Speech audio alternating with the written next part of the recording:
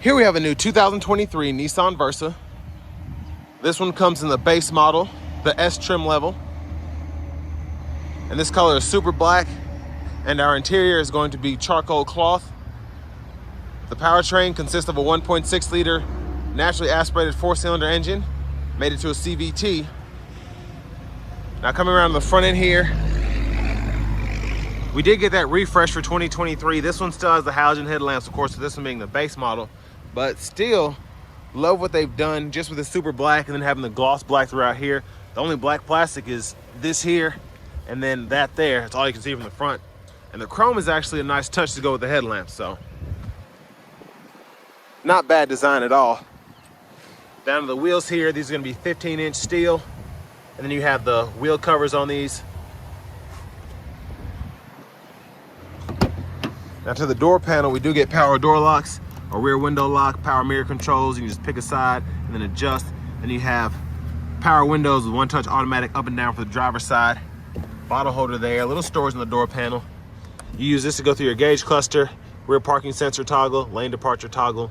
You can turn the forward collision alert on and off, and then traction control as well. Popping the gas cap here and the hood, and then this is for the trunk. And then this is gonna be a 6-way manual driver's seat.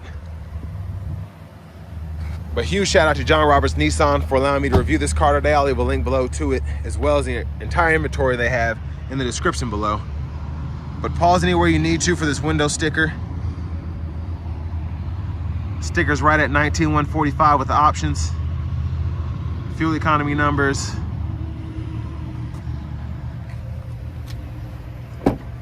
Now let's take a look at this back seat room.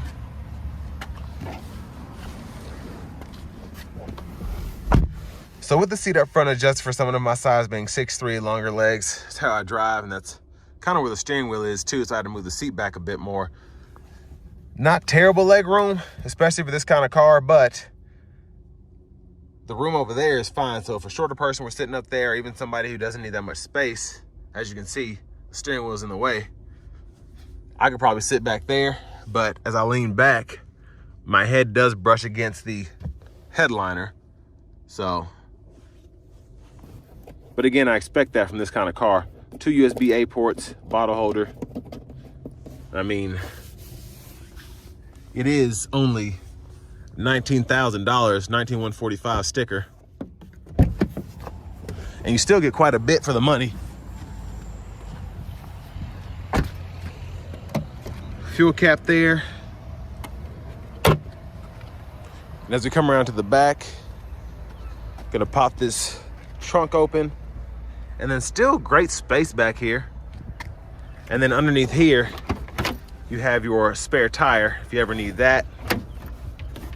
And then this does have that optional trunk net, so you can use that as well. Now to open the trunk, you saw where the release was. The other way is to stick your key in there because you don't have a key fob standard with this. But if you want a car under $20,000, you're probably not worried about that. Coming around to the rear passenger side, we do have our lower anchors here for car seats, and then you have your top tethers up here. But you cannot fold this seat down.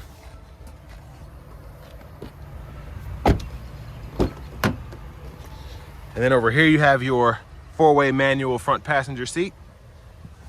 Glove compartment. Great size, honestly, for this kind of car. It's really a great size in general. But back to the front here, let's go ahead and pop the hood.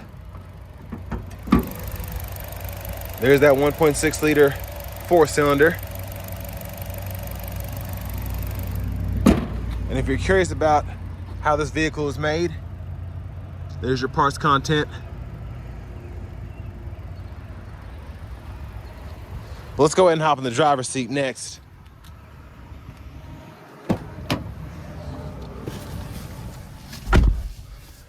So we have the vinyl wrap steering wheel here. Pretty good feel. Love the flat bottom look. Over here, I think this is a 7-inch screen. We have AM, FM, Bluetooth audio, and aux input. And then you have USB, but no CarPlay or Android Auto. That's your home page there. And to connect your Bluetooth, just add that and it'll walk you through it. I do like the screen though, because it's simplistic and it doesn't do too much. So for those of you that like something simple, everything makes sense. Sound is gonna be here, adjust your bass, treble, so on and so forth. You don't have to go through 8 menus and you're like, how do I connect my Bluetooth, because there's so much on here. And then if you just wanna do it the old fashioned way, you just hit that Bluetooth button there and it takes you to your phone settings and all that. Everything just makes sense here. So volume, mute, and then you can turn it back down. And then the display, you can turn that on and off. You can go through your tracks, all of that, tune, and then that'll seek for you, back button. So again, just makes sense. And then if you wanna do a quick shortcut, you can adjust your sound, like bass, treble, and all that from right here. And down here, you have your AC controls. You can adjust where the fan direction is coming from here. You can adjust the speed here, and then the temperature here. And then toggle your AC on and off. And then your vents, you can open the circulation on and off, and then your rear defrost is here. Down here, USB-A aux input, 12 volt. Pretty good storage size back there. And then for the shifter, hit the brake, pull the lever, reverse, neutral, drive. Then you have a low gear, and then you hit this button to toggle your sport mode. Parking brake, cup holders here, a little additional storage there. Hazards are here. And there's a view of the back seat from up here. And then let's take a look at the dome lights. That's what they look like. And then to the steering wheels, the stalks over here, blinker,